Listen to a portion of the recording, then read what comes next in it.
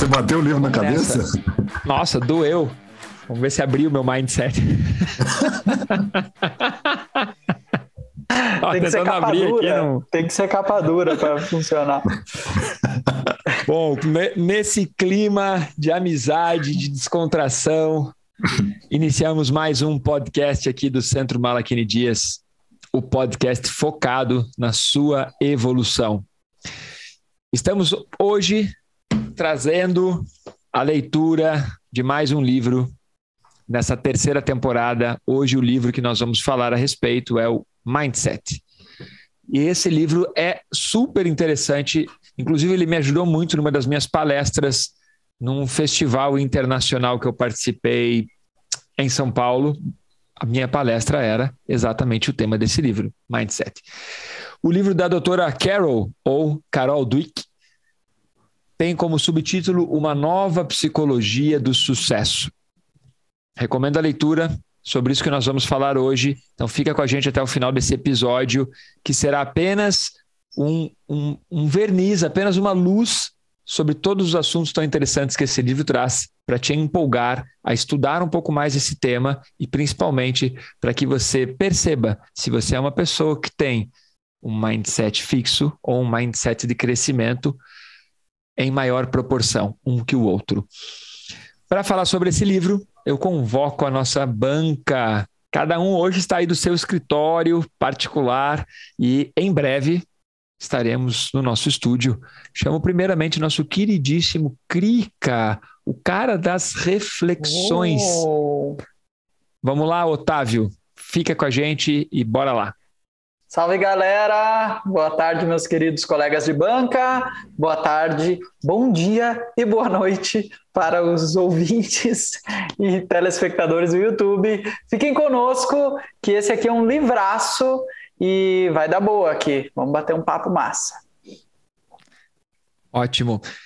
E também chamo para participar da nossa banca aqui para falar sobre esse livro e esse tema tão interessante. Nosso queridíssimo careca brilhante, o arquiteto das construções e das desconstruções, o cara que gosta de trazer um vernáculo riquíssimo, o nosso querido Vilmar Duarte. Seja bem-vindo, Vilmar.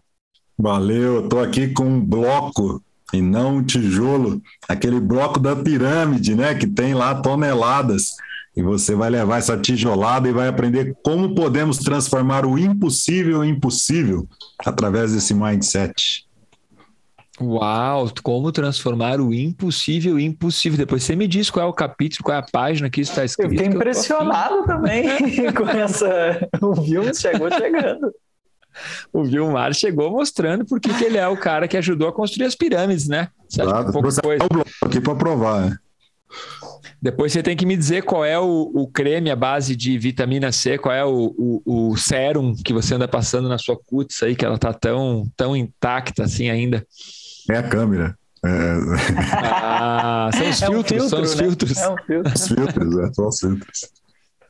E claro, convoco também nosso queridíssimo Brunovski, o nosso querido Bruno Machado, o cara que edita o podcast que você está escutando e também o cara que edita os nossos vídeos do canal do YouTube. Se você ainda não nos segue lá, entra no YouTube, Centro Malaquini Dias, assina o nosso canal. Temos mais de 300 vídeos publicados, a maior parte deles editado pelo nosso querido Garoto Pantufa, o garoto inquieto do nosso podcast. Brunovski, seja bem-vindo. E aí, buia! Um prazer estar aqui com todos vocês, com todos os ouvintes. E é isso, né? Vamos falar sobre esse tema tão legal, né? Mindset, as reconfigurações da maneira como você pensa e se comporta. Será que você tem um mindset fixo, um mindset de crescimento? Como será que você é na sua vida? Sabe que isso é muito bacana, porque quando eu terminei a leitura do livro, para montagem da palestra, naquela época que eu citei, e todas as pesquisas que eu fiz, e hoje a releitura, né, durante essa semana, e a releitura para gravar esse podcast, é interessante perceber que em vários momentos, eu vou falar de mim então, né, em vários momentos eu tenho um mindset fixo, e em outros momentos eu percebo que eu sou muito mindset de crescimento, ou seja, nós vamos explicar mais sobre isso ao longo do podcast, por isso nos acompanhe. E eu quero me apresentar também, né? Sou eu, Malakini Dias, falando aqui de Curitiba para o nosso podcast. Estou muito feliz, terceira temporada no ar, já estamos chegando aí na casa dos 60 episódios, ou seja, 60 semanas consecutivas gravando, muito legal. Já anunciei isso, 2, 3 podcasts, e em breve, acredito que muito cedo mesmo, ainda este ano, nós vamos conseguir gravar um podcast no nosso estúdio, novinho em folha. Muito bacana. Bora lá que esse livro tem muito tema, tem muita coisa bacana para aprender, tem tudo a ver com evolução, tem tudo a ver com autoconhecimento, tem tudo a ver com o que nós estamos aqui propondo, que é levar uma tijolada, um bloco de pedra lá das pirâmides para abrir a sua mente para que você perceba que sim, podemos aprender, podemos evoluir, podemos melhorar, não só a questão do modelo mental, mas também uma questão de que hoje a neurociência já comprova que existe uma plasticidade neural muito maior do que se imaginava antigamente. Vamos nessa, bora falar sobre esse tema. Sobre as pirâmides, então, vou contar algo que talvez você não saiba, que, claro, as pirâmides construídas na região lá do Egito, elas utilizaram principalmente calcário, um tipo de pedra, e imagine que foram mais de 5 milhões de toneladas de calcário. Fora isso, também eles importaram mármore, importaram granito. Uau, para conseguir isso, mais de 8 mil toneladas de granito. Gente, pensa, construir qualquer coisa já é difícil, um muro. Naquela época que não tinha guindaste, que não tinha caminhão, que não tinha trem, os caras ainda trouxeram 8 mil toneladas de granito de longe. Gente, é chocante, né? Tinham escravos, eles faziam a substituição. Não, e sem contar que tem blocos que guindastes hoje ainda não conseguem levantá-los. E aí? Esse é um dado interessante, porque muitas vezes nós ficamos... Olha só, várias pessoas falam, mas, sei lá, ajudaram com alienígena. Não tem nada a ver com o nosso tema de hoje, né? Mas vamos falar um pouquinho disso. Não, tem a ver. Dá para usar. Dá para usar, né? Porque às vezes fica com um modelo mental fixo de que é impossível fazer as coisas, de que não dá, não temos a tecnologia ainda. Mas para pensar que muitas obras, muitas coisas construídas hoje são obras faraônicas. Você pega uma represa, é uma obra faraônica, cara. Represar um rio inteiro com comportas que abrem, fecham. Vai lá para Itaipu para ver. É uma obra faraônica, gente. É uma coisa incrível, né? Você transportar uma estátua lá da França, montar ela nos Estados Unidos, que é a Estátua da Liberdade. Cara, é um processo, é uma obra faraônica. Então, claro que as pirâmides são... Construir a muralha da China, gente. Vai! Então, e aí as pessoas ficam, tinha que ter uma nave alienígena. Não importa se tinha ou não tinha, não é essa questão. Hoje o que eu quero dizer é o seguinte, nós temos várias construções, várias obras que nós seres humanos realizamos e que poderíamos catalogar como obras faraônicas, porque, gente, é bizarro, é incrível. Você tem um túnel que passa por baixo da terra, que passa por baixo do oceano, que liga um país ao outro. É incrível. Então, tudo isso por quê? Porque os arquitetos, os engenheiros, as pessoas tinham um modelo mental de crescimento, ou seja, elas não estavam limitadas ao padrão, ao comum, a considerar que não, é impossível furar essa montanha. Vamos fazer o que todo mundo sempre faz, vamos contornar a montanha com a estrada. Até um dia que vem um cara e fala, não, vamos fazer um furo aqui. Mas não existe como furar. Não, vamos construir a ferramenta para furar essa montanha. Então, sim, é verdade, tinha a ver com o tema. Boa. Otávio, me conta uma coisa, Crica. Nosso querido e famosíssimo cara das reflexões e do mas. Me conta aí. Eu acho que eu não tenho mais falado, hein? Falei um acho agora, né? Mas, acabou de falar.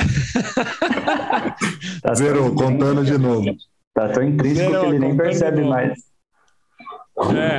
Crica, queridíssimo, como esse livro chegou a você e qual é o impacto curto para transmitir para as pessoas aí nesse momento inicial do podcast?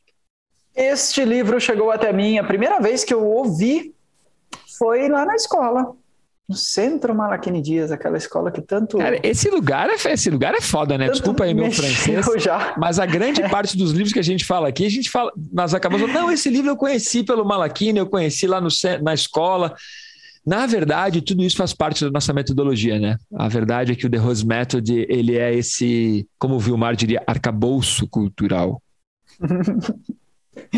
Vai, é isso aí. E ele estava lá na escola e não era um livro que nós estávamos lendo, assim, nada, nem estudando, mas ele me chamou a atenção pelo nome, pela capa, que tem um cérebro colorido, e é um tema que sempre me chamou muita atenção, e eu, de cara, tive a oportunidade de comprá-lo, e demorei para começar a ler, inclusive depois que comprei, ele ficou na minha cabeceira lá, entrou na fila, né? Eu tenho esse mal, muitos livros sempre na fila, muita coisa para ler. E eu só fui ler depois de um tempo. Depois de, sei lá, mais de um ano ele ficou comigo. E é um baita livro. Tem absolutamente tudo a ver com o nosso podcast, com evolução. Porque ele te mostra como pode ser fantástico você estar em evolução, estar sempre aprendendo e ter um mindset de crescimento. Ótimo. Você sabe, é muito provável que esse livro que você citou, que estava lá na escola, é exatamente esse que eu estou segurando aqui agora.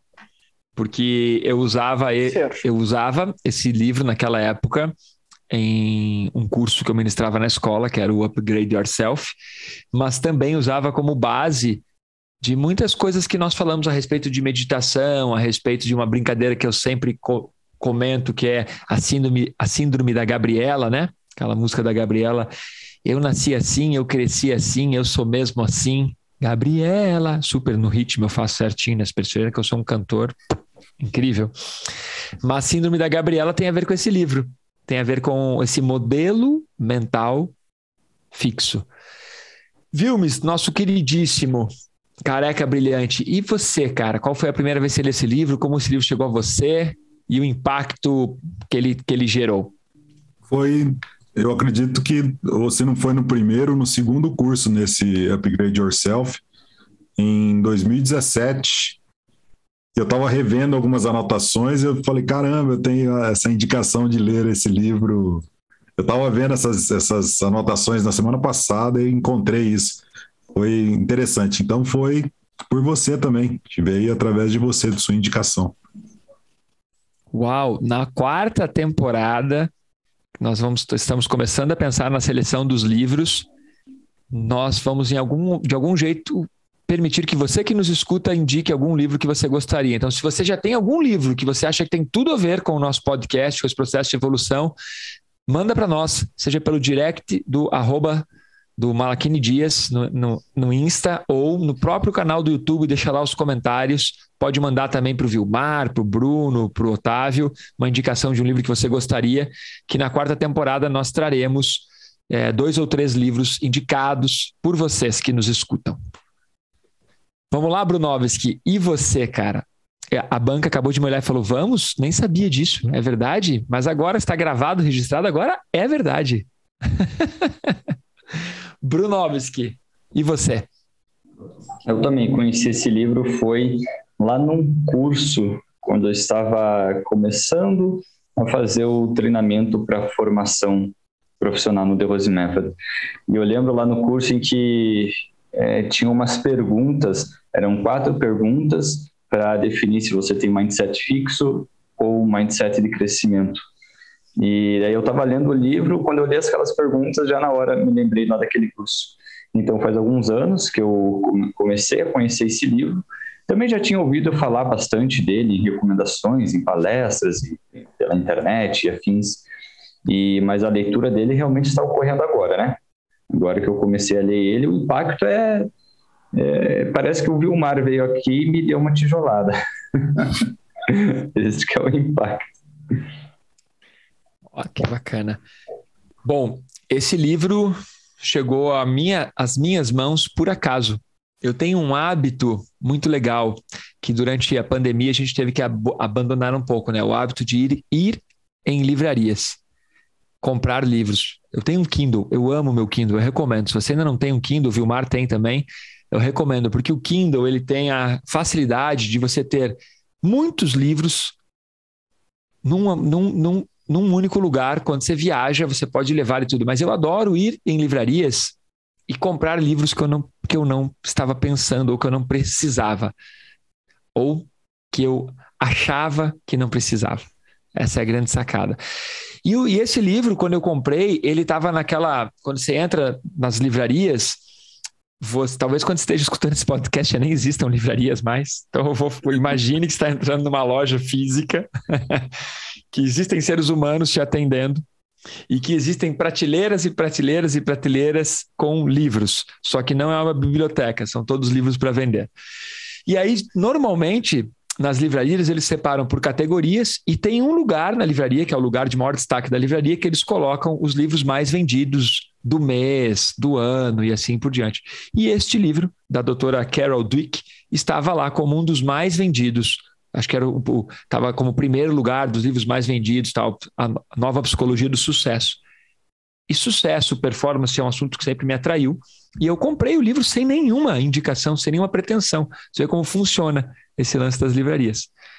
Trouxe para casa e ficou um tempo sem ler. Eu dei uma folheada na livraria, claro, olhei, achei que me interessava, ficou um tempo sem ler. E depois, quando eu comecei a ler, eu achei tão incrível que, pegando os conceitos da nossa metodologia, mais toda essa área da psicologia, de modelo mental, de mentalidade, eu organizei isso num formato de um curso muito bacana e por isso a leitura desse livro. Para mim foi muito revelador o livro, no sentido de perceber e conseguir olhar pessoas da minha família e falar: olha só, não vou dar nome aos bois, então vou falar de outra forma. Cuidado. Tal pessoa da minha família de cabelos longos, que anda de salto, tem modelo fixo. Aquele outro ali que está na churrasqueira com uma barriga maior do que devia, também tem modelo mental fixo. E assim por diante, eu comecei a me perceber como um dos poucos da minha família com modelo mental de crescimento. Talvez por isso, eu e o meu irmão mais velho, que somos empreendedores e empresários, e todos os outros são funcionários e empregados. Mas nada contra nenhuma das duas categorias, mas foi interessante. Como nós não falamos no início, eu vou usar mais um minuto para falar sobre a autora do livro, né? A Carol Dweck é PhD e é considerada uma das maiores especialistas, eu vou ler esse trecho aqui, que é da orelha do livro dela, uma das maiores especialistas do mundo nos campos da personalidade, psicologia social e psicologia do desenvolvimento. Uau, então ela é uma referência no mundo nisso. E esse livro é indicado por vários outros autores e por vários outros pesquisadores. Então, fica a dica de você ler e de você pesquisar essa autora e esse livro, que inclusive é uma indicação do próprio Bill Gates, que é um dos caras mais bem-sucedidos do mundo, né? Então, pega a dica. Ela fez essa pesquisa por 40 anos, né? Por mais de 40 anos. Imagina. Passar um tempo, uma vida dedicada a fazer uma pesquisa disso, do comportamento humano. E nesse livro ela traz bastante disso, né?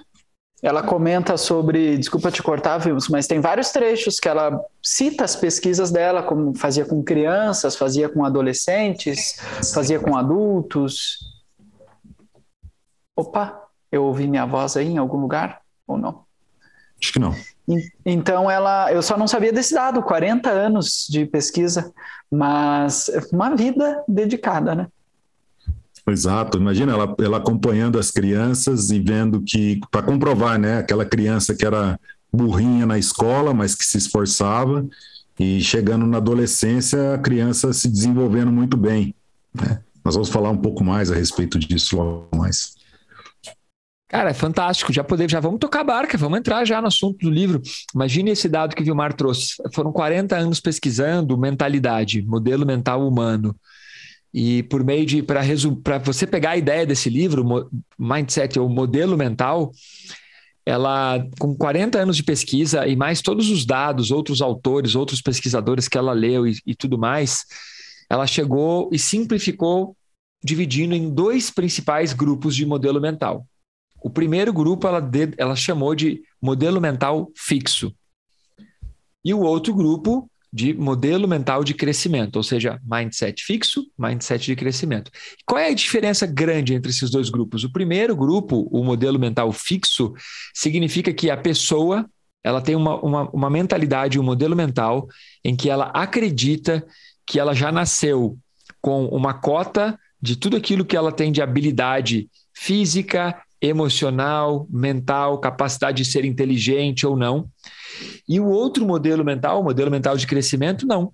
São as pessoas que têm determinado conhecimento, mas consideram que é possível melhorar e aumentar o seu QI, melhorar e aumentar o seu conhecimento, melhorar e aumentar a sua performance, melhorar e aumentar a sua capacidade de resiliência. Ou seja, um grupo acredita que tudo já está pré-determinado, seja pela genética ou pelo lugar que nasceu, e o outro grupo acredita que sim, existem fatores pré-determinados, mas eles não são imutáveis, pelo contrário, eles são mutáveis. Você pode aumentar significativamente sua inteligência, sua habilidade de resolver problemas, sua habilidade psicomotora e assim por diante. É isso, turma? Tem mais algo? Perfeito, você resumiu perfeitamente os dois modelos mentais. Ela já começa o livro assim, né? O que eu mais gosto desse livro é o início e o fim. O meio dele, eu acho que ele fica meio parecido com livros de autoajuda e tal. Ela explica sobre esportistas e sobre a área dos negócios, enfim, é interessante, mas o início e o fim é muito impactante. E ela já começa explicando isso, né? Os modelos mentais, como você resumiu super bem, Malakini. E o que é interessante é o que esses modelos mentais provocam no comportamento das pessoas, né? Os de mindset fixo, como acham que já vieram ao mundo com esta capacidade limitada, é aquilo que eu tenho. Ela até inclusive dá o exemplo de cartas de baralho, né? Você recebeu as suas cartas e é aquilo que você tem para viver a tua vida. E aí, quando você está diante de uma situação de fracasso, de derrota, você enxerga o mundo por aquela ótica de, bom, eu sou assim mesmo, é o que tem, paciência, minha vida é assim, eu sou um fracassado ou eu não sirvo para isso. Por outro lado, os que enxergam o mundo com mindset de expansão, de crescimento, enxergam toda e qualquer oportunidade de aprendizagem como uma oportunidade de evolução. Então, os dois mindsets mudam completamente a nossa maneira de ver o mundo, mas uma coisa muito interessante que faz parte, está no livro, e o Malakini já comentou no início, de que você não tem só um mindset. Nós fazem parte da nossa vida mindsets fixos e mindsets de expansão, de mindset de... Como é que é o nome? Crescimento. De crescimento. Expansão, crescimento, isso aí. E isso para mim virou uma chavinha quando eu li isso. De fato, tem vários momentos da minha vida que eu me pego pensando com mindset fixo. Logo no início do livro, ela conta um experimento que ela fez com crianças e que foi a grande virada do estudo dela.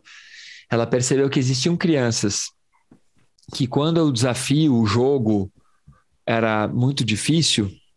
Quebra-cabeça. Um quebra-cabeça, algo assim, eles já desistiam e consideravam que tinham fracassado. E existiam crianças que não, que elas não apenas o fracasso não desestimulava as crianças, como muitas vezes as crianças nem percebiam que estivessem fracassando. Pelo contrário, elas achavam que estavam aprendendo. Então, olha que interessante, um grupo de crianças achava assim, cara, fracassei, não consigo montar, não consigo achar a solução desse problema, desse quebra-cabeça, dessa brincadeira. E outras nem percebiam, nem colocavam aquilo como um fracasso, pelo contrário. Nossa, eu não consegui porque eu ainda não aprendi o que é necessário para conseguir.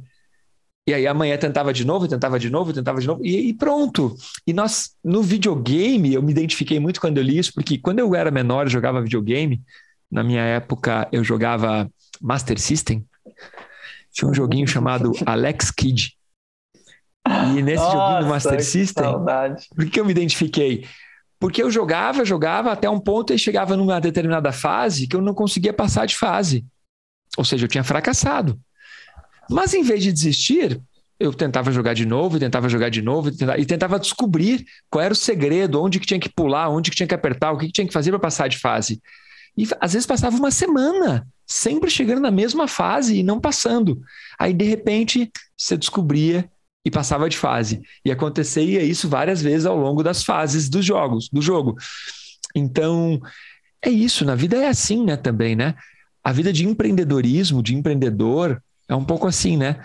Você se depara com um problema e você não tem a solução. Aí ou você fracassa, ou seja, desiste, ou você fica tentando, fracassando, só que você não vê aquilo como um fracasso, até você conseguir achar a solução e aprender o que foi necessário.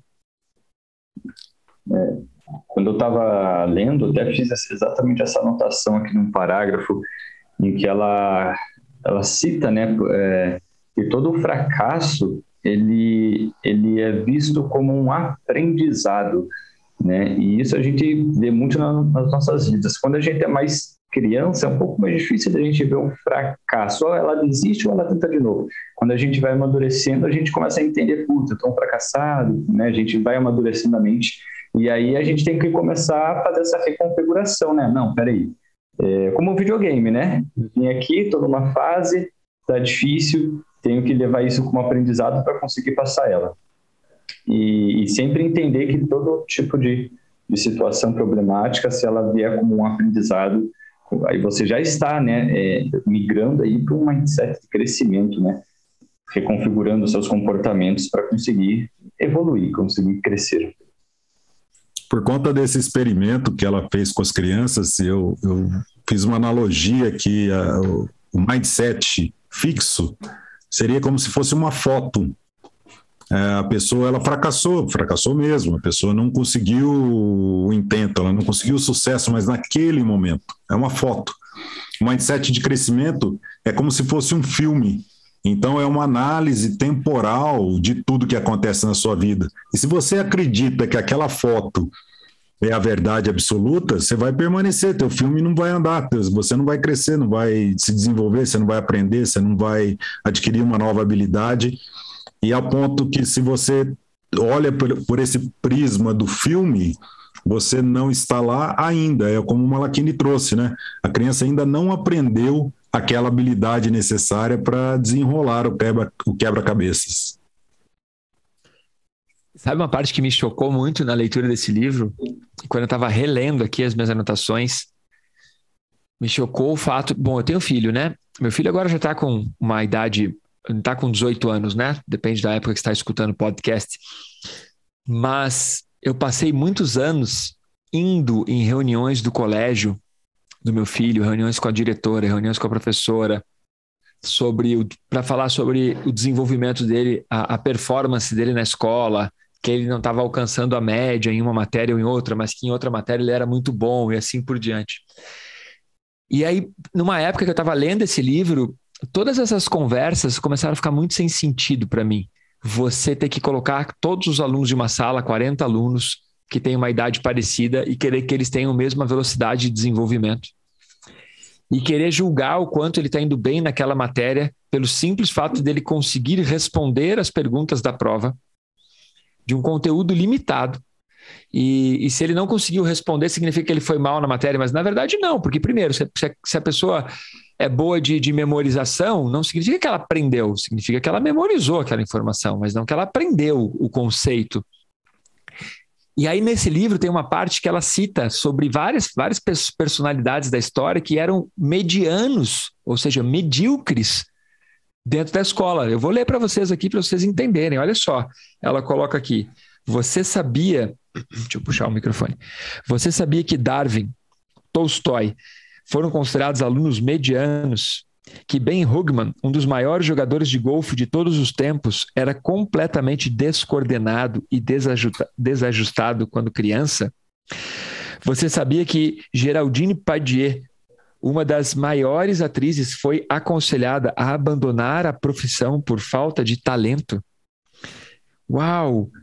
Então você pode perceber como as crenças das pessoas, dos críticos, dos professores, o método de avaliação dos colégios são ineficientes e que se Darwin, Tolstói tivessem aceitado o que os professores deles disseram, o que os boletins disseram, se Michael Phelps, não está nesse livro, mas Michael Phelps, na biografia do Michael Phelps, ele conta uma passagem, depois eu posso buscar para ler para vocês, em que um professor dele, uma professora do colégio, do ginásio, high school, diz para ele que ele jamais seria alguém na vida. Disse isso para o Michael Phelps, cara, o maior medalhista olímpico de todos os tempos. E por que ela disse isso? Porque ele foi diagnosticado com TDAH e ele era inquieto na sala e ele não conseguia corresponder às provas, às notas tradicionais. E aí esse professor agora, como é que esse cara dorme?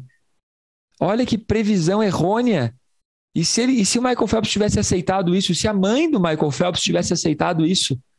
Então nós temos que tomar bastante cuidado, tem que lembrar daquele livro do Napoleão Hill, que ele diz que existem 3 principais inimigos ou 3 principais aliados do diabo: os professores, os pais e as religiões.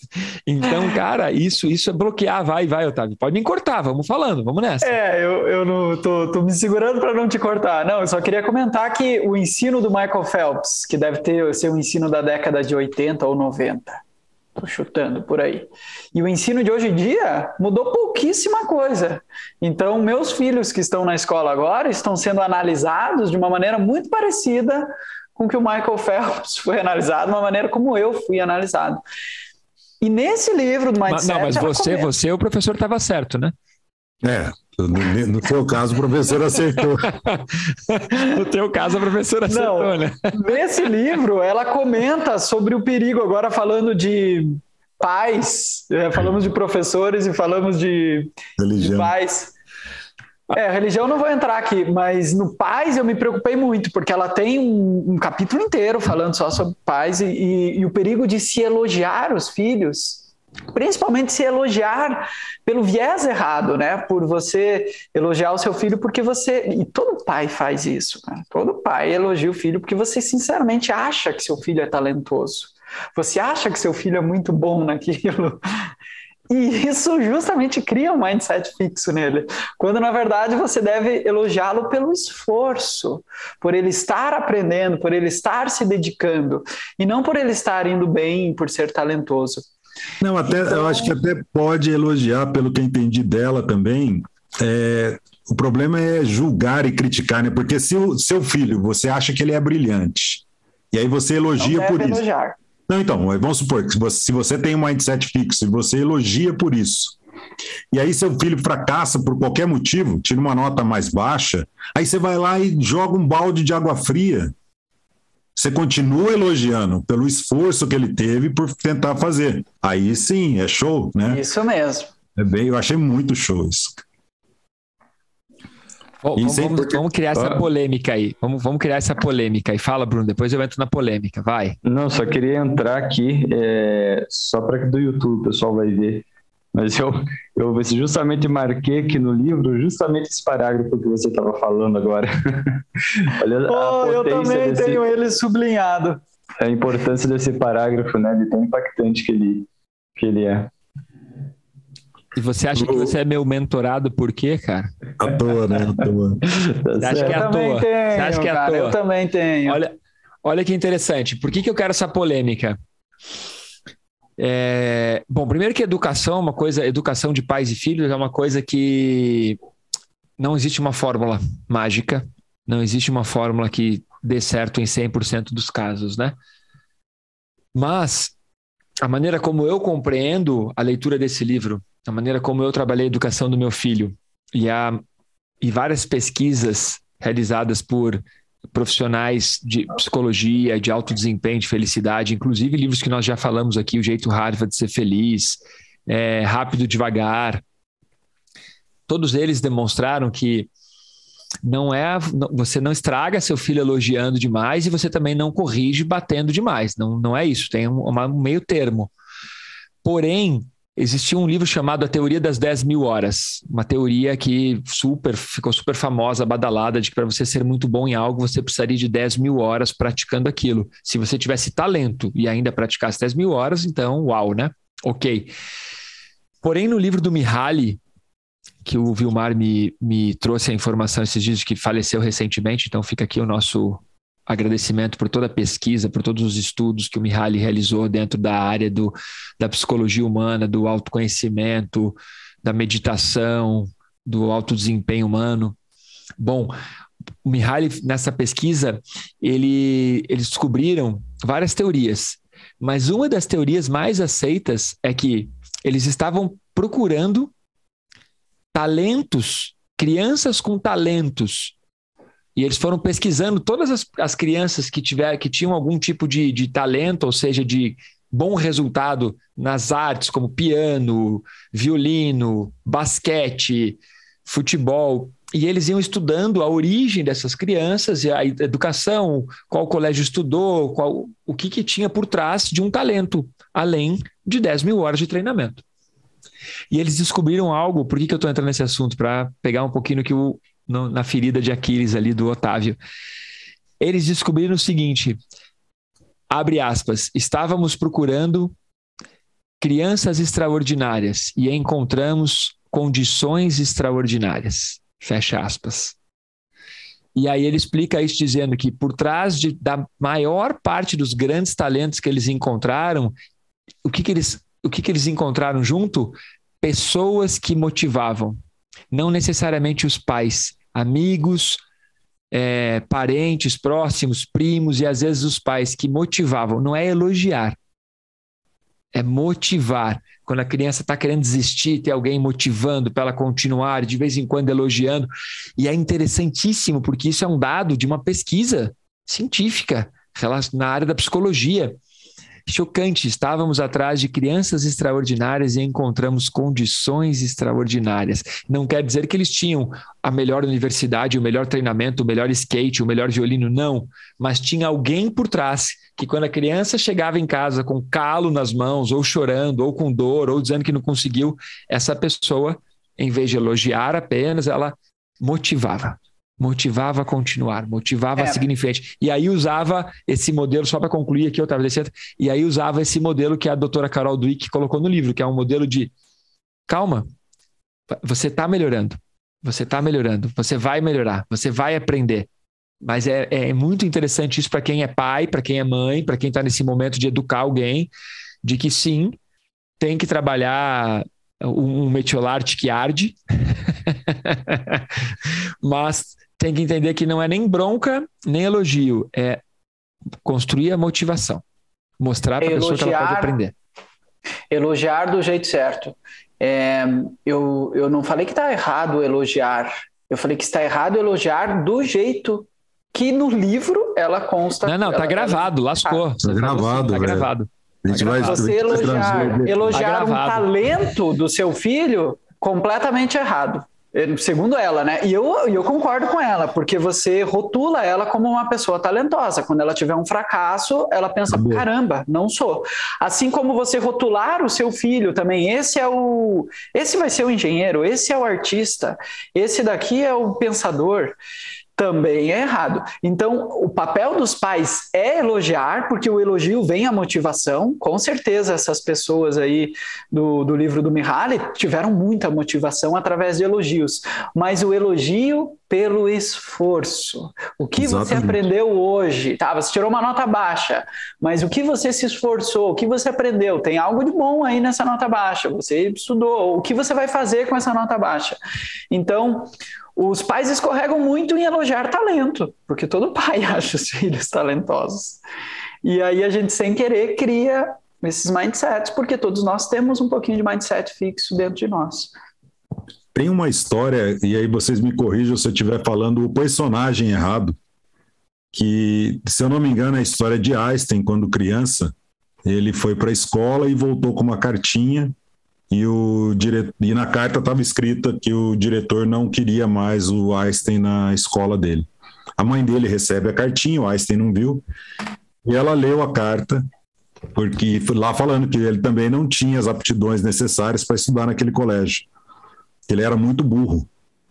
E a mãe, aí ele pergunta: mãe, o que o diretor fala na carta? Ele fala que a escola não consegue comportar a sua inteligência. Olha então eu vou... só, que tabefe, hein? Isso vira o incrível. É incrível. Agora, queria saber qual de nós pais banana teria essa atitude para falar para o seu filho exatamente isso. Exato. Falei que era um bloco na cabeça. Esse livro aqui mexeu muito com as minhas paternidades, cara. Eu tenho que melhorar muito, cara. Bem forte. É interessante, né, que a criança ou o adulto, enfim, com mindset fixo, eles têm muito dessa questão de colocar a culpa, a responsabilidade em terceiros, né? Já tem pronto. Não, a culpa não foi minha, foi do som. A culpa não foi minha, foi da internet. A culpa não foi minha, foi porque o professor não explicou direito e eu não gostava do cabelo do professor.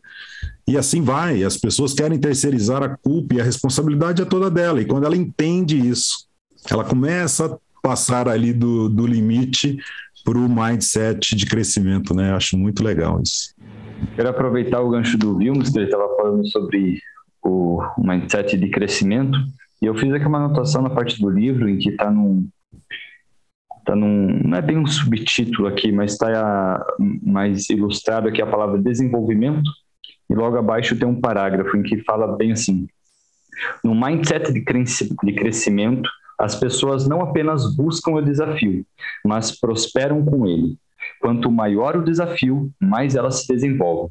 E em nenhum lugar isso pode ser visto com mais clareza do que no mundo dos esportes. Você pode observar as pessoas se desenvolverem e crescerem. Então, eu acho que é legal, né, começar a dar um rumo aqui para os esportes também, no podcast, e também falando já sobre o talento nato, né, que eu sei que o Malaquini já deu bastante, eu pelo menos já ouvi muito ele falar sobre as pessoas que nascem com talento, mas também que tem toda essa questão do esforço, por exemplo, o Cristiano Ronaldo, né, que ele era ruim no começo, né, ele começou a jogar bola, ele não era assim tão bom, mas a determinação dele, o esforço foi tão grande que hoje ele se tornou um dos maiores do mundo. E sabe que o Cristiano Ronaldo tem uma coisa incrível, cara, que quando ele era mais novo, muito mais novo do que ele é hoje, ele não era tão famoso, não era conhecido, não era tido como um dos melhores jogadores do mundo. Ele estava saindo de um jogo, numa final, e aí do lado dele estava o Messi, um outro jogador que eu não me lembro o nome, mas era um jogador muito cotado na época, e o Cristiano Ronaldo, que não era ninguém na época. E a repórter pergunta pro Messi: quem é o melhor jogador de todos os tempos? E o Messi responde: Maradona. Aí a repórter pergunta pro outro jogador, que eu não me lembro o nome, quem é o melhor jogador de todos os tempos? Aí o outro jogador responde: Maradona. E aí ela vai pro Cristiano Ronaldo e pergunta: quem é o melhor jogador de todos os tempos? E aí o Cristiano Ronaldo responde: eu. Cara, chocante. A repórter fica sem saber o que fazer. E o Messi olha pra ele assim, tipo... E até hoje o cara joga como do lado do Messi, já ganhou várias vezes a melhor jogador do ano e tudo. E ele tem esse modelo mental de que ele é o melhor do mundo, e para ele ser o melhor do mundo, a única coisa que ele depende é do esforço dele, Então, muito legal essa parte que você colocou. Incrível, Bruno, gostei. Legal. Tem uma parte, pode... Assim como o Jordan, né? Eu ia citar Jordan também, mas vai lá, fala dele. Não, é porque o Jordan, ele se assustava, eu não sei se isso está nesse livro, ou em uma outra leitura, que algumas pessoas diziam que, né, ele era abençoado por ter aquele talento, quando todas as pessoas que trabalharam com ele, desde os técnicos até os jogadores... são unânimes em dizer, cara, esse cara é louco por treinar, ele treina muito mais do que todo mundo, ele puxa todo mundo para cima, então ele se desenvolveu na base do esforço, e ele é considerado por muitos o maior atleta de todos os tempos. Então, ele tem esse rótulo como o maior atleta de todos os tempos. E o dele, ele era um dos considerados burrinhos na escola, e totalmente inábil no basquete, né? Ele foi recusado algumas vezes. Ele foi rejeitado, exatamente. E ele tem uma frase muito legal que é possível transformar derrota em vitória com o esforço necessário. Então você tem que colocar esforço, senão você não vai ter. E ele é um dos caras responsáveis. Você vê, o cara ganhou um monte, graças a ele o time ganhou um monte, o cara é considerado um dos maiores atletas de todos os tempos. E é um cara que nas decisórias, assim, nas finais, o cara errou 26 cestas que eram decisórias, né? Ele errou. Só que ele não é avaliado por isso, ninguém nem lembra, porque o cara fez tanta coisa legal. Ele venceu tantas vezes, ele se esforçava tanto, que essas 26 derrotas não foram nada para ele. Mas ele deve ter apanhado no vestiário no final desses 26. O Bruno pediu para você baixar um pouquinho o microfone.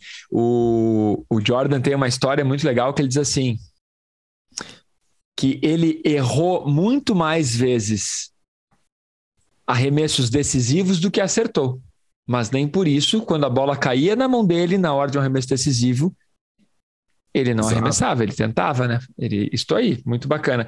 Tem uma parte muito bacana também sobre, dentro do livro, a Carol Dweck cita vários esportistas, cita Muhammad Ali, ela coloca lá que o cara que foi considerado um dos maiores boxeadores de todos os tempos, que para os críticos do boxe na época, ele jamais seria um bom boxeador.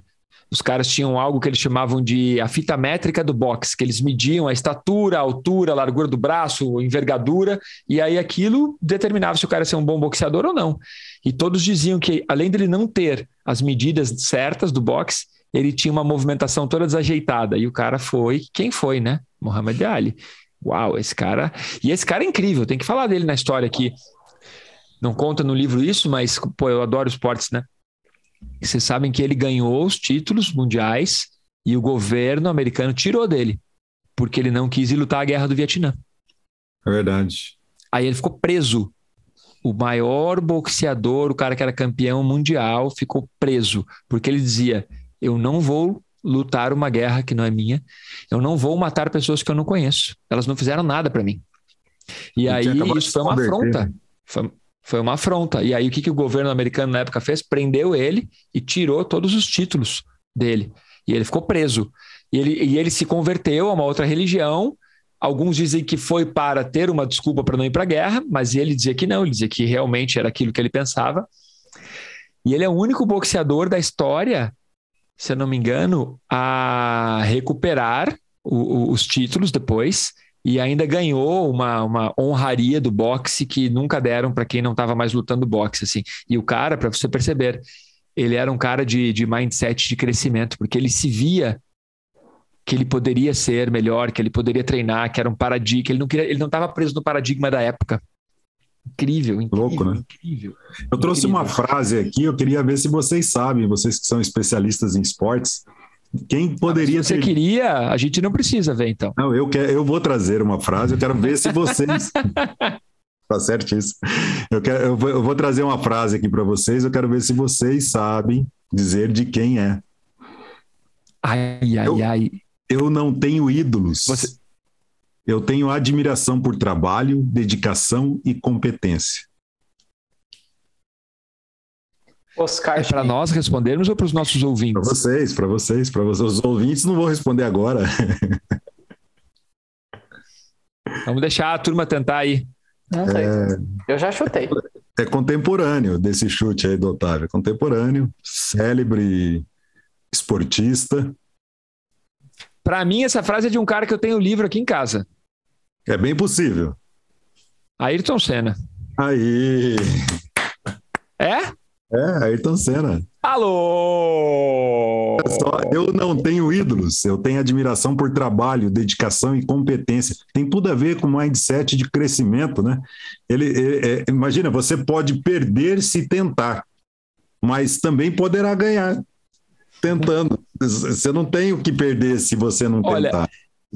Eu ia chutar Ayrton Senna ou De Rose. Eram as duas coisas que estavam na minha mente. Quando você falou esportista, Ayrton Senna. Porque o Ayrton Senna ele era considerado um cara quase arrogante, mas não era que ele era arrogante, ele era obstinado. Ele era obstinado. Tem uma coisa muito legal sobre esse livro que eu fiquei muito, muito empolgado quando eu li, para a gente andar aí para frente nos capítulos, em que ela comenta algo sobre modelo mental de grupo, ou seja, mindset de grupo. Vocês lembram dessa parte que ela comenta? E eu percebo muito isso, porque no nosso último podcast, no podcast passado, que número foi o podcast passado, por favor, aí, Otávio? O podcast passado foi... 50 e tralalá? Peraí que eu te trago essa informação. Número 59, nós estamos no podcast número 60. Uau! Olha que legal! Parabéns! Só para fazer uma propaganda nossa, né? No episódio 59, que nós tivemos como convidado o Dr. Marlos Moreira, nós falamos algo sobre estado de flow em grupo, ou seja, quando o grupo de médicos entra numa sintonia tão profunda que é como se toda a equipe médica, no momento da cirurgia, entrasse num estado de flow, numa meditação em grupo. E aqui no livro Mindset, ela coloca isso como pensamento de grupo. E ela cita o caso do Churchill. E ela coloca que o Churchill, ele contratou um ministério inteiro, secretamente, que ele mantinha secretamente. Era um departamento especial que ele não deixava conversar com os ministros, os generais, os comandantes tradicionais, porque toda vez que alguém apresentava uma ideia para ele, ou que ele apresentava uma ideia, o que acontece quando está num cargo de liderança, para quem está nos escutando entender? Quando está num cargo de liderança, ainda mais na época que Churchill assumiu que ele tinha um arqui-inimigo, né? Ele tinha que derrotar nada mais, nada menos do que Hitler. Imagine isso, nada mais, nada menos do que Hitler. Quando ele apresentava alguma ideia, ele tinha tanto poder, deram tanto poder para ele, porque ele era o único cara que ia conseguir resolver essa encrenca, que ele começou a perceber que todas as ideias que ele dava, todo mundo dizia que era uma ótima ideia, que ele estava certo, que aquilo era o melhor a se fazer. Aí quando ele percebeu isso, ele montou um ministério inteiro à parte. E esses caras eram pagos e contratados para quê? Para dizer aquilo que ele não gostava de escutar. E ele deu uma declaração dizendo que esse ministério que ele criou fazia o seguinte, fazia com que ele deitasse e conseguisse dormir, porque ele sabia que as pessoas não estavam só concordando com ele. Então, o pensamento de grupo, o mindset de grupo é um perigo, acontece. Que você traz uma ideia e toda a sua equipe diz, não, ótima ideia. Aí você traz outra ideia e a sua equipe diz, ótima ideia. Por duas razões, ou estão com medo de te contestar, ou porque você teve ideias no passado que deram certo e as pessoas de mindset X vão pensar o quê? Que tudo que você tem de ideia vai dar certo. Não é assim. Ué, né, Vilmar? Ué. Ué. Lógico. Se sempre funcionou assim, por que não vai funcionar de novo? Porque tem uma pandemia. Exato. Será? Olha que legal. No livro essa parte está assim. Segundo Jim Collins, a função desse departamento era dar a Churchill todas as más notícias. Assim, Churchill poderia dormir tranquilo, sabendo que o pensamento de grupo não tinha levado a uma falsa sensação de segurança. Turmitia. Qual foi o livro que nós falamos aqui que o cara também comenta isso, que o autor comenta que é importante ter pessoas que discordam? O do Jack, né? Jack Welch. O Paixão por Vencer. Paixão por Vencer. Que, por sinal, é citado aqui toda a área empresarial, o capítulo que ela fala sobre mindsets e negócios, ele é citado em diversas vezes como sendo um super CEO com um mindset de expansão. Bem legal ver um autor citando o outro. E tem uma coisa que eu achei muito legal nesse livro também, que ela traz aquele conto da tartaruga, né, e da lebre. Eu achei muito bacana que ela fala assim, legal, aí todo mundo elogia o esforço da tartaruga, porque ela não desistiu, ela continua indo, e a lebre, se ela não tivesse dormido tanto, tal. Aí todo mundo fala, então eu tenho tartaruga. Não é isso. Ela fala, eu gostaria muito de ser a lebre, mas menos tola. Eu não quero ser a tartaruga, eu quero ser a lebre com todas as habilidades do mundo e ainda com pensamento de crescimento. Imagina, você vira um superpoder, né? Você acaba adquirindo um superpoder aí, além da média da humanidade. Tem uma parte no livro que ela fala sobre duas coisas que eu queria que vocês abordassem para ajudar. Otávio e Vilmar, que vocês comentaram comigo ontem ainda sobre isso do livro. Falar um pouco mais sobre isso, o mindset de empresas e o fato dela citar o cara do Paixão por Vencer, o Jack. E, Bruno, tem uma parte do livro que ela fala sobre uma percepção de que existe um falso mindset de crescimento. Vamos tentar abordar isso, que está bem no final, vamos ver o que a gente... Porque senão as pessoas ficam achando que, então é só eu pensar que posso melhorar, aprender e tal, que eu tenho um mindset de crescimento. Não é bem assim, primeiro ponto. E antes de dar essa abertura, o Bruno tinha falado sobre os atletas, e acho que por isso que ele ficou quietinho, porque a gente saiu do assunto dos atletas. Então, Bruno, vou te ajudar aqui. Tem uma parte que eu gosto muito, que é o seguinte: essa história de mindset fixo, seria o quê? Talento nato? Talento nato nada mais é do que modelo mental fixo. Por quê? Você acredita que você nasceu com aquele talento e que cada pessoa já nasce com seu talento. Sim, em parte eu acredito um pouco nisso no seguinte: cada um de nós tem alguma habilidade que, se você conseguir descobrir por meio do autoconhecimento, da meditação, do autoestudo, se você descobrir qual é o seu talento e você colocar energia, treino, aprimoramento, força, você vai elevar aquilo a um patamar incalculável. Porém, não significa que, se você se dedicar em outras áreas, você também não chegará a um patamar incalculável. Esse é um ponto. Mas o talento nato, ele foi muito reforçado pelos gibis, pelas histórias em quadrinhos, pelos super-heróis, pelo universo da Marvel, da DC, e acabaram fazendo fortunas com isso, que é o quê? É o cara que, por alguma razão, ele tem um dom especial, seja porque uma aranha radioativa mordeu ele e ele virou o Homem-Aranha, ou seja porque ele é o escolhido e com isso ele consegue libertar todo mundo da Matrix, ou porque ele é um Jedi, porque ele tem... Como é o nome daquela energia que os Jedi chamam? A força. Cadê o Diego agora? Hã? Os Jedi têm a força. Isso mesmo. Não, mas tem a energia que nós chamamos de prana dentro do yoga. Os Jedi, eles dão um nome para essa energia. Cadê o Diego agora? Cadê os nerds de plantão? O Diego saberia. Se eu não me engano, quem tá com o Google aberto aí? Dá um Google aí, descobre aí pra nós o nome. Eu só sei que eles são padawans, é o máximo que eu sei. Então, aí, o que acontece? Se você, o talento nato, ele traz isso, que você teria um superpoder nato.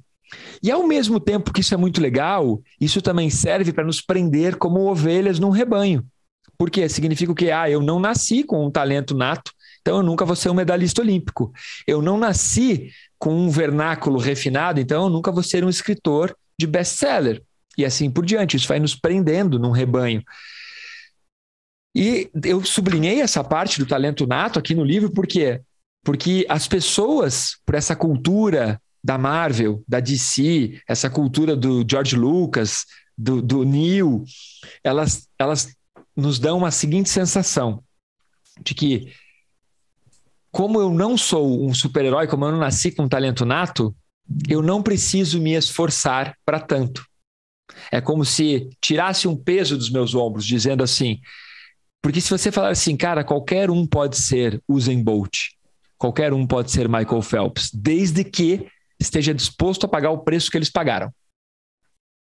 Certo? Então, quando você diz isso, e você tem eu, no caso, ou seu amigo, seu vizinho, e nenhum de nós bateu um desses recordes, a gente tem que achar uma desculpa para não ser você o medalhista. Então, por que eu não sou o Gabriel Medina, por exemplo? Porque eu adoro surfar. Por que eu não sou o Gabriel Medina? Aí eu posso dizer, porque o Gabriel Medina nasceu com talento pro surf. Ele nasceu predestinado para ser tricampeão do mundo. E aí, com isso, eu tiro a responsabilidade de eu dizer, porque eu sou um fracasso no surf.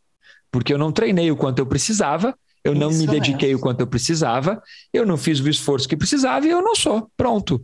Entende? Então, essa parte do talento nato, ela também serve como uma almofada fofa da inércia para nós. É uma maneira, um escudo que a gente usa. Por que você não é o Ayrton Senna, né? Aí o Ayrton Senna diz ali qual é a frase, Vilmar. Ayrton Senna fala que eu não tenho ídolos. Eu tenho admiração por trabalho, dedicação e competência. Aí quando você tem um herói que você julgou que ele é um herói porque tem um talento nato, significa que você não admira trabalho, dedicação e competência. Você admira o cara que nasceu predestinado. Exatamente. Bah, Vilmar, essa frase parece até que a gente combinou, hein? É top, né, cara? Vamos lá. Mindset de empresas. Para quem é empresário, para quem nos acompanha, o que vocês pegaram no livro que vocês podem trazer de dica aí? Ela traz uma coisa interessante que Jack Welch, quando ele assume a GM não estava tão bem das pernas, era um monstrengo, né? Era uma empresa, um elefante branco, e ele precisou utilizar todo aquele conhecimento dele ao longo, dentro da própria empresa, em cargos de liderança, e não ficar olhando só a empresa era assim e agora ela vai morrer assim. Não, como é que a gente pode fazer melhor? Como é que a gente pode fazer mais barato? E como a gente viu no outro livro, ele efetivamente cortou milhares de postos de trabalho, ele reduziu ao máximo o custo para que a empresa se elevasse. Ela cita um outro cara também, o da Chrysler, não vou me lembrar o nome dele agora, eu tenho 2 livros dele, esqueci o nome do cara. Acho que é Iacocca. Lee Iacocca, isso mesmo, obrigado. E Lee Iacocca, a mesma coisa, ele assume a empresa num momento que a empresa está indo à falência e se torna uma das empresas mais top do mundo com o Mustang, né? Então, Mas ela cita esses 2 CEOs, um é o de Mindset Fixo, o Lee Iacocca, e o Jack do outro posto. Então ela vai trabalhando os 2, assim, é bem interessante. Exatamente, é bem interessante. O Lee Iacocca realmente, porque ele usa o talento nato e ele vai até um potencial e depois ele não consegue progredir mais, aí ele começa a ter fracasso na carreira. Porque ele tinha pensamento fixo. E vai praticamente a falência. Olha que interessante, né? Esses exemplos. Por fato de ficar nesse mindset fixo. Eu nem sabia que a Chrysler era Fiat. A Fiat comprou a Chrysler, né? Depois, quando ela quebrou. Há uns anos atrás, Incrível. Lee Iacocca é de antes do Bruno nascer. Esse cara, o Lee, né? Lee Iacocca, é isso? Isso. Ele... Imagine, o cara que escreveu Paixão por Vencer e que era considerado de mindset de crescimento, ele foi eleito o CEO do século. Uhum. E o Lee Iacocca, ele foi eleito o 18º CEO da história em 2009, 2010. Então, olha a diferença de um mindset fixo, de um mindset de crescimento no ramo empresarial. Uau, dá uma boa diferencinha, né? Ela cita uma história do Jack também, de que houve uma compra... A GE comprou uma empresa e logo após a empresa que ela comprou estava super envolvida em escândalos. E isso gerou um sério problema, enfim, ações caindo, e ele como CEO, tomou a liberdade de ligar para acionistas, de ligar para o alto escalão das 2 empresas e assumir a responsabilidade, cara. Fiquei impressionado com isso, meu. O cara pegar o telefone, ligar e pedir desculpa pelo erro e falar que não sabia. De fato, ele não sabia. Os caras adquiriram a empresa, parecia um bom negócio, e depois que comprou, a empresa estava envolvida em escândalos fiscais, devendo milhões. E o cara assumiu o erro por telefone, ligou, pediu desculpa e falou que iam fazer tudo o que fosse preciso para resolver a situação. Pô, meu... Isso é ou não é uma atitude de um CEO, de um cara pegar, passar a mão no telefone e sair ligando para as pessoas pedir desculpa? Top um isso. tapa na cara, meu. E essa isso passagem, o cara foi o que foi. Essa passagem dele me lembra também talvez até inspirado, vai saber se o escritor não se inspirou nisso, tem um seriado que tem rolado aí na HBO Max, que é o Sucessão, que é os herdeiros de um conglomerado, de um grupo de empresas e os herdeiros querendo tomar o poder do pai. É louco, é bem bacana e acontece uma coisa similar a isso, né? Os caras fazem umas tramóias e depois tem que assumir a culpa na frente dos acionistas. É enroscado, é bem bacana, bem bacana. Turmitia, Galera, estamos chegando no final de mais um podcast. Claro, como sempre, os livros eles têm muito mais conteúdo do que nós conseguimos transmitir aqui em 40, 50 minutos de podcast. E também o livro ele tem um fator interpretação. Por isso aqui nós trazemos à tona a interpretação, o que cada um de nós achou de mais bacana, qual era o assunto que queria comentar, para te instigar a ler o livro, a ir atrás desse livro. E claro que você tem aí uma sacudida, como nosso querido amigo, professor De Rose diria, que como se você estivesse sacudindo aí sua cabeça tão forte que suas ervilhas encefálicas elas possam virar algum tipo de choque, algum tipo de atrito que te tire desse congelamento neuronal aí para que você evolua. Para encerrar, eu vou pegar a última parte do livro aqui, vou ler as diferenças que a doutora Carol Dweck traz sobre mindset fixo e mindset de crescimento. E depois vamos finalizar indicando o podcast e a sacada do nosso bate-papo. Então vamos lá. Ela coloca o seguinte, bem no finalzinho do livro, ela traz uma pergunta chamada o que preciso fazer para conservar e ampliar meu crescimento? E ela monta um gráfico. De um lado do gráfico tem mindset fixo e do outro lado mindset de crescimento. Então eu vou colocar aqui, ó. Primeiro, mindset fixo, ele evita desafios. Obstáculos, o mindset fixo ele fica na defensiva. Mindset fixo, com relação ao esforço, ele enxerga o esforço como algo ruim, como algo pior. Ou seja, ter que se esforçar. Mindset fixo enxerga a crítica como algo negativo. O mindset fixo, ele enxerga o sucesso dos outros, ele se sente ameaçado pelo sucesso dos outros. Então, se você se identificou com alguma dessas coisas, está na hora de você abrir a sua mente, o seu modelo mental e buscar evolução. Bom, características do mindset de crescimento. Com relação a desafios, adora desafios, abraça os desafios. Com relação a obstáculos, ele persiste na dificuldade, não desiste. Com relação ao esforço, ele vê o fato de se esforçar como um caminho para a excelência. Com relação à crítica, o mindset de crescimento, ele tenta aprender com a crítica. Não quer dizer que é fácil, não quer dizer que a pessoa gosta de crítica. Não é isso, mas quer dizer que ela tenta aprender com a crítica. E o sucesso dos outros, quem tem mindset de crescimento, ela encontra lições ou usa o sucesso dos outros como inspiração. Uau! Gente, não dissemos que ia ser fácil o caminho da evolução. Ninguém disse isso. Muito pelo contrário, né? E se você está ouvindo isso daqui achando que algumas pessoas nasceram com mindset fixo e outras com mindset de crescimento, você tem mindset fixo, então... Boa. Muito boa isso, viu? Bom, vamos para o encerramento, que eu sei que o Vilmes tem que entrar para dar uma aula. Nós estamos sempre acabando no limite. Vilmar, para quem você indica esse episódio do podcast e qual foi a sacada que você teve durante o nosso bate-papo? Eu vou na linha do que nós falamos inicialmente lá no meio, né, do podcast. Eu vou para os pais e mães que criam as crianças, que educam as crianças. As escolas, lembre-se que as escolas elas são somente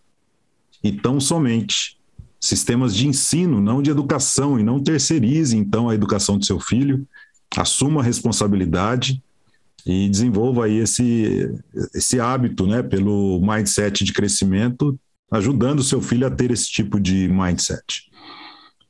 E a sacada, eu diria que o céu é o limite para quem tem mindset de crescimento. Qual céu? Primeiro céu, o segundo céu, o sétimo céu do subplano astral?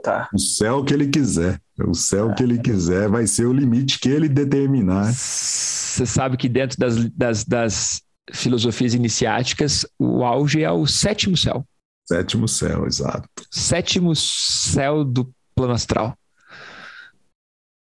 Fala, meu querido Brunovski, e para você, para quem você indica esse podcast, qual foi a sacada do nosso bate-papo? Quer dizer, você quase não falou, né, meu amigo?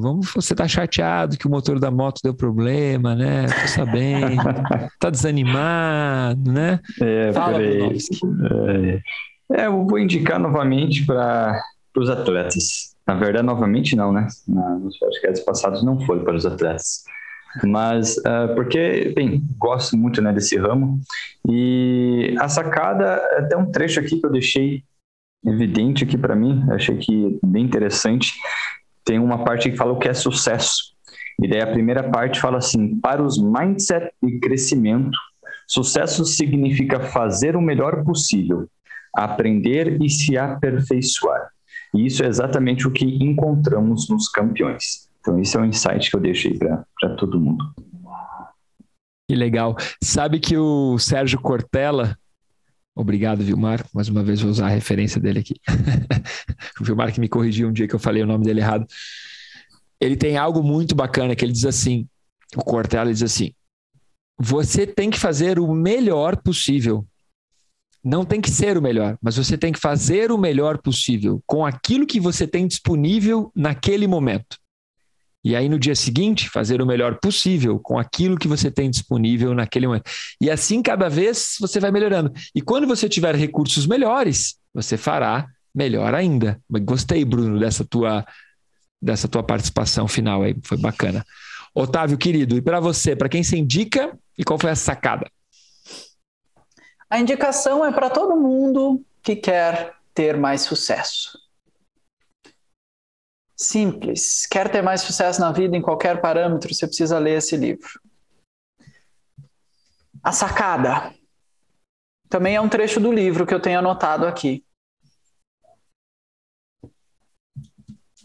Mindset fixo é uma armadura que lhe protege no início, mas posteriormente, como toda armadura, lhe impede de crescer. Uau, muito legal, hein, essa parte. Não é de minha autoria, isso aqui está no livro. Só trouxe um trecho. Que bacana. Eu indico esse livro ou esse episódio, esse podcast, para todas as pessoas que exercem algum tipo de liderança.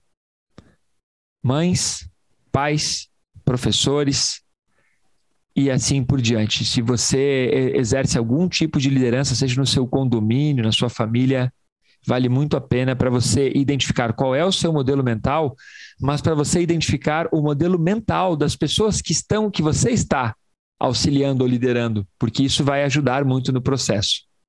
E a sacada eu anotei enquanto a gente estava batendo papo aqui, ó. A sacada está escrito livros na fila. E aí, vamos desdobrar esse sutra. O Otávio ele disse que ele tem um hábito de colocar livros na fila, isso, né, Otávio? Então, eu vou fazer uma pergunta rápida para cada um de vocês aqui. Vilmar, você já leu todos os livros que estão na sua estante, que tem no seu Kindle? Não. Vixe, tem e mesmo assim você compra livros novos? Compro. Legal, essa era a pergunta. Sim, Otávio, você já leu todos os livros que estão nas suas caixas ainda, desde que você se mudou e não tirou da caixa ainda, e você ainda compra livros?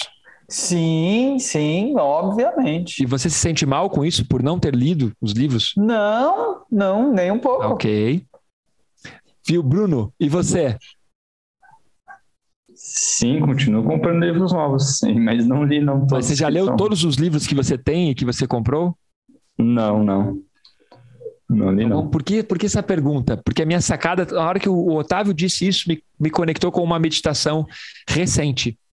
Estava eu num dos meus momentos às 5:30 da manhã fazendo a meditação diária. E eu faço isso na minha sala, que fica perto da estante dos livros. E eu estava, na noite anterior, eu falei assim, cara, esse livro está muito difícil de ler, não estou curtindo, vou começar a ler outro. Aí abandonei aquele livro no Kindle e comecei a ler o 48 Leis do Poder. Legal, estou lendo agora, então foi recente esse acontecimento. E aí me veio uma sacada. Na manhã seguinte eu acordei para meditar, fiz a minha meditação e na meditação, tive um momento ali bacana. E a sacada foi assim, vamos ver se vocês me acompanham. Como é que eu vou trazer isso em palavras? Todas as respostas que eu dou para alguém, todas as coisas que eu ensino, ou todas as respostas que eu me dou, elas poderiam serem respostas diferentes se eu tivesse lido os livros que eu não li. Total, olha que legal. Caraca! Aí quando eu tive essa sacada, eu pensei, uau! Então quer dizer que todos os livros que eu não li, eles não me ajudaram a mudar o meu paradigma.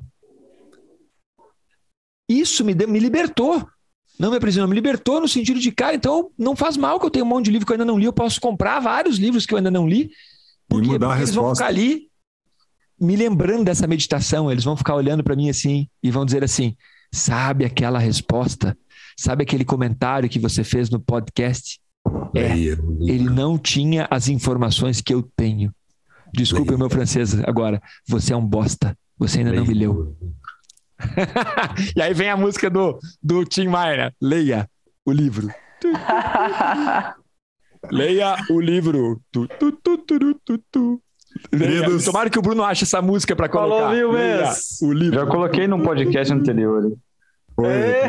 Tá aí o cara que pediu ouvir o podcast, né, meu? Beijão, Fica até. aí esse tapa na cara. Beijo, careca brilhante. Obrigado. Valeu, galera. Falou, galera. Falou. Abraços!